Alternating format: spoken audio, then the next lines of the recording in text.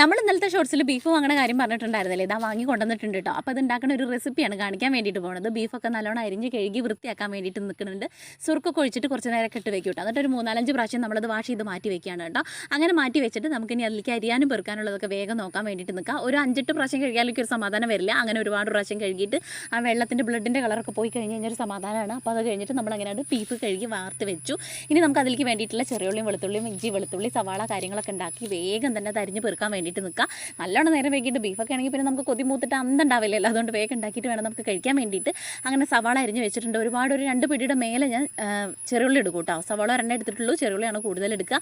ഇഞ്ചി വെളുത്തുള്ളിയും കാര്യങ്ങളൊക്കെ ചതച്ച് വെച്ചു. ഒരു പച്ചമുളക് എടുത്തു, ഒരു തക്കാളി എടുത്തു. നമ്മുടെ ബീഫിൻ്റെ ക്വാണ്ടിറ്റിക്ക് അനുസരിച്ച് ഈ കാര്യങ്ങളൊക്കെ കൂട്ടുകയും കുറയ്ക്കുകയൊക്കെ ചെയ്യാൻ വേണ്ടിയിട്ട് നിൽക്കുക. അപ്പോൾ ഞാൻ ഉണ്ടാക്കുന്ന രീതിക്കാണ് ഇപ്പോൾ കാണിക്കാൻ വേണ്ടിയിട്ട് പോണത്. അപ്പോൾ സവാള അരിഞ്ഞു, ഇഞ്ചി വെളുത്തുള്ളി ചതച്ച് വെച്ചു, തക്കാളി അരിഞ്ഞു, പച്ചമുളക് അരിഞ്ഞു, ചെറുള്ളി ഇതാ ഒരു 2 കൈപ്പിടി എന്ന് പറഞ്ഞല്ലേ, അതും കൂടെ അരിഞ്ഞ് പെറുക്കി വെച്ച് എല്ലാം സെറ്റ് ചെയ്തിട്ടുണ്ട്.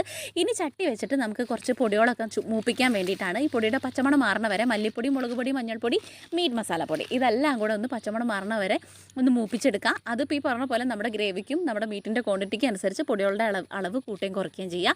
അപ്പോൾ ഞാൻ എനിക്ക് ആവശ്യത്തിനുള്ള പൊടികൾ എടുത്തിട്ട് മൂപ്പിച്ച് വെച്ചിട്ടുണ്ട്. എന്നിട്ട് ഇതാ കുക്കറിൽ ബീഫ് എടുത്തിട്ട് വെച്ചു, പൊടികളിട്ടു. പിന്നെ നമ്മുടെ വെളുത്തുള്ളി ഇഞ്ചി ചതച്ചത് കുറച്ചും ആ ഒരു സവാളയും പച്ചമുളകും തക്കാളിയും കൂടെ എല്ലാം ഇട്ട് പാകത്തിന് ഉപ്പ് ഇട്ടിട്ട് നല്ലോണം കൈവച്ച് ഞരടി യോജിപ്പിച്ചിട്ട് കുറേ നേരം നമ്മൾ കൈവച്ച് ഞരടതിനനുസരിച്ച് അതിലേക്ക് ആ എരിവും ഉപ്പും കാര്യങ്ങളൊക്കെ പിടിച്ചോളും. അങ്ങനെ നമുക്ക് വെളിച്ചെണ്ണ ഒഴിച്ചിട്ട് അതങ്ങനെ പുരട്ടി വെച്ചിട്ട് ഒരു അരമണിക്കൂർ വെക്കാൻ പറ്റുമെങ്കിൽ വെക്കാം. ഇപ്പം ഞാൻ അതിനൊന്നും മെനക്കിടുന്നില്ല. അത് വേഗം തന്നെ കുക്കറിലാക്കിയിട്ട് ലേശം വെള്ളം വെച്ചിട്ട് വേവിക്കാൻ വേണ്ടിയിട്ട് വെക്കാം.